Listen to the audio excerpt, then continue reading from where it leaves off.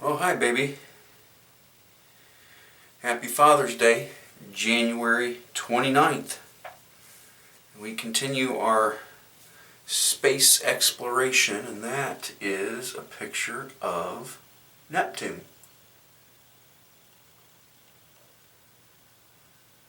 Neptune, not to be confused with Uranus. There's actually sister planets. They're twins. They're pretty far apart. They're also very far away from Earth.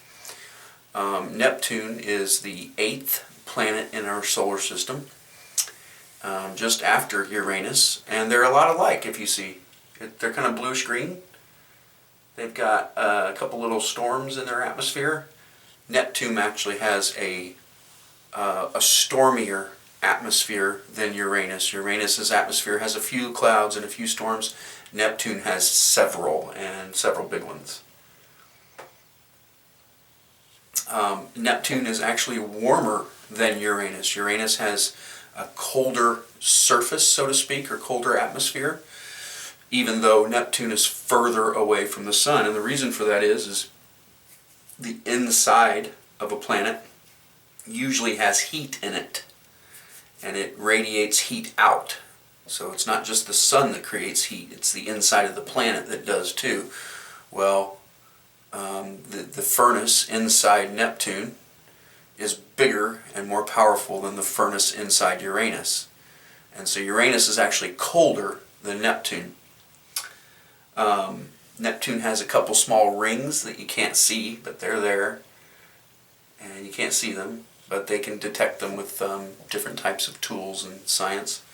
Neptune cannot be seen with the naked eye. You must have a telescope or a pair of binoculars to see Neptune.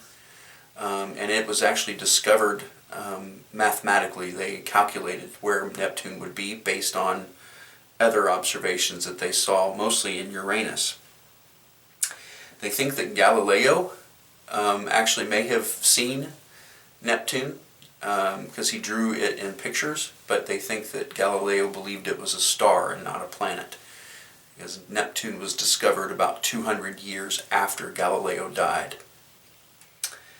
Neptune has several moons. It has 10, 13, 14 moons, and one of them, its main moon, Triton, has actually recorded the coldest temperature in the solar system, and that's because it is so far away from the sun. So while Neptune is warmer than Uranus, its moon, Neptune's moon, is colder than anywhere else in the solar system.